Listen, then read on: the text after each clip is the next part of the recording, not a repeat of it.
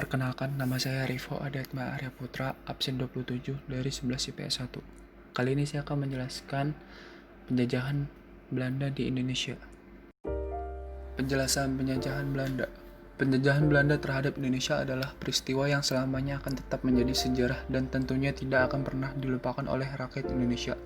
Selama 350 tahun lamanya, bangsa Indonesia dijajah oleh Belanda. Masa penjajahan adalah masa yang sangat sulit untuk rakyat Indonesia karena menimbulkan kesengsaraan bagi bangsa Indonesia. Penjajahan yang dilakukan tentunya memiliki latar belakang tertentu. Zaman penjajahan memang dikenal sebagai salah satu peristiwa bersejarah bagi bangsa Indonesia. Melalui momen inilah seluruh suku bangsa dapat bersatu karena memiliki kesamaan nasib. Mempelajari sejarah penjajahan Belanda adalah hal yang wajib dilakukan menerus bangsa. Melaluinya, kita bisa belajar bagaimana beratnya perjuangan para pahlawan di kala itu. Hal yang tak kalah penting dipelajari adalah latar belakang penjajahan Belanda di Indonesia selama 350 tahun lamanya. Dari latar belakang tersebut, kita akan tahu betapa kayanya negeri ini hingga bangsa asing pun tertarik melakukan penjajahan. Hingga pada akhirnya, dari sebab tersebut, kita akan belajar akibat penjajahan Belanda di berbagai bidang. Penjajahan Belanda ini memiliki latar belakang, yaitu pada tahun 1956, 4 buah kapal yang dipimpin oleh kapten yang bernama Pieter Keizer dan Cornelis de Houtman sampai dan berlabuh di pelabuhan Banten setelah menempuh perjalanan 1 tahun lamanya, menandai awal mula kedatangan bangsa Belanda ke Indonesia karena sifat kasar dan arogan yang dimiliki Cornelis de Houtman. Akhirnya kedatangan Belanda ke pelabuhan Banten tidak mendapat sambutan yang baik. Berselang 2 tahun berbekal dari pengalaman Belanda mencoba datang kembali ke Indonesia, dipimpin oleh Jacob van Nech. Kedatangan Belanda kali ini mendapat sambutan baik dari pengusaha Banten. Latar belakang dan tujuan awal kedatangan Belanda adalah untuk berdagang rempah-rempah, karena Belanda merasa telah mendapatkan keuntungan yang besar dari berdagang rempah-rempah di Indonesia. Akhirnya Belanda memutuskan untuk melakukan monopoli perdagangan dan ini menandai awal penjajahan Belanda di Indonesia. Sejarah awal penjajahan di Indonesia diawali dengan proses masuknya petualang Belanda di pelabuhan Banten. Mulai dari peristiwa tersebut, Belanda ternyata berencana untuk mengeksploitasi penduduk asli Indonesia melalui serangkaian program. Untuk memutuskan rencana tersebut, dibentuklah badan usaha milik Belanda bernama VOC.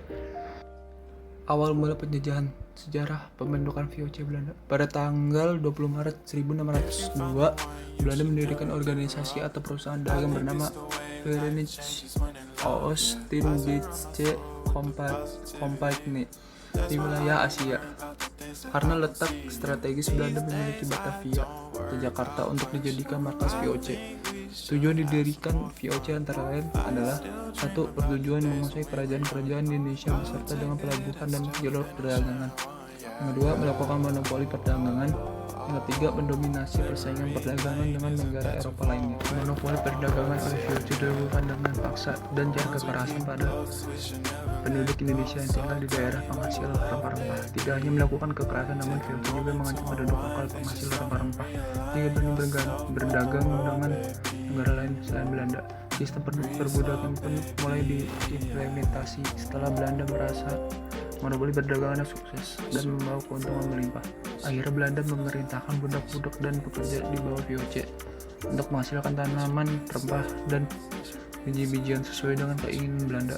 Karena ulah yang ditimbulkan VOC, akhirnya mereka harus berperang melawan kerajaan-kerajaan di Nusantara seperti contoh Mataram dan Banten.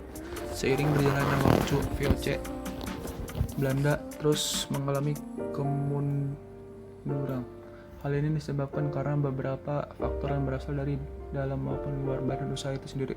Setelah tahun 1799, VOC mengalami kebangkrutan dan akhirnya terpaksa dibubarkan. Dalam catatan sejarah penjajahan Belanda di Indonesia dijelaskan bahwa alasan utama dibubarkan VOC adalah: 1. Terjadinya korupsi di kalangan pegawai VOC. 2. Pegawai yang tidak cakap dalam melakukan monopoli perdagangan. Yang ketiga, hutang yang disebabkan oleh peperangan melawan bangsa Indonesia dan negara lain. Yang keempat, VOC banyak mengalami kekalahan dalam perang. Yang kelima, prajurit VOC banyak yang tewas dalam peperangan. Yang keenam, sistem pajak untuk mengisi kas VOC tidak berjalan. Itulah berbagai alasan dibubarkan VOC dan menandai akhir dari monopoli perdagangan yang dilakukan oleh Belanda lewat VOC. Setelah VOC dibubarkan, apakah Indonesia langsung merdeka saja?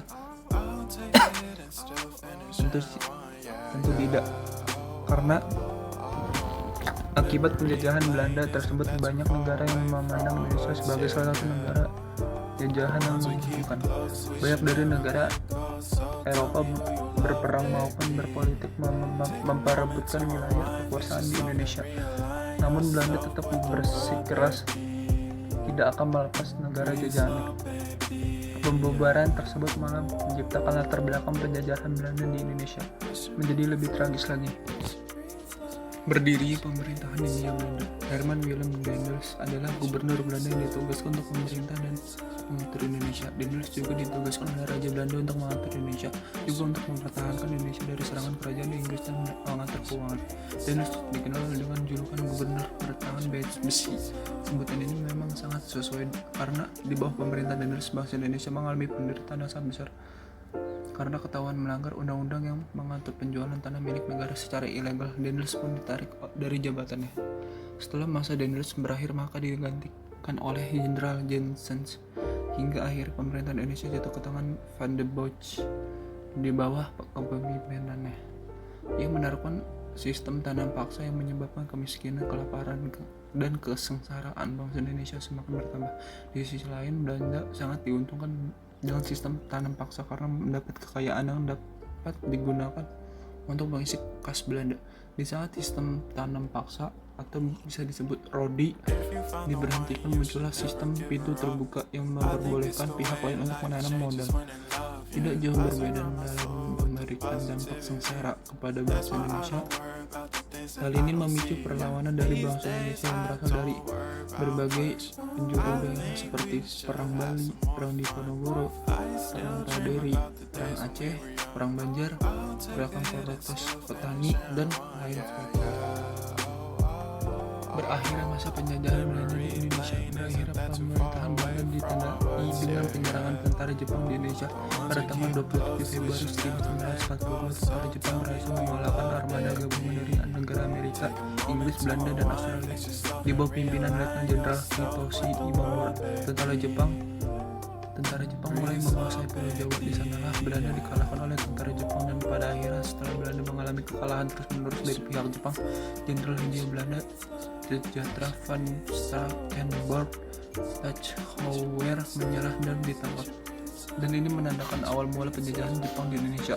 Masa penjajahan memang meninggalkan kesan tersendiri di hati masyarakat Indonesia. Zaman dulu banyak sekali penyimpangan sosial, moral, dan norma yang terjadi. Sebagai generasi muda, kitalah yang akan mengingat dan belajar dari sejarah penjajahan Belanda di Indonesia tersebut. Demikian informasi yang dapat saya sampaikan tentang latar belakang, sejarah, dan akibat penjajahan Belanda di Indonesia pada kesempatan kali ini.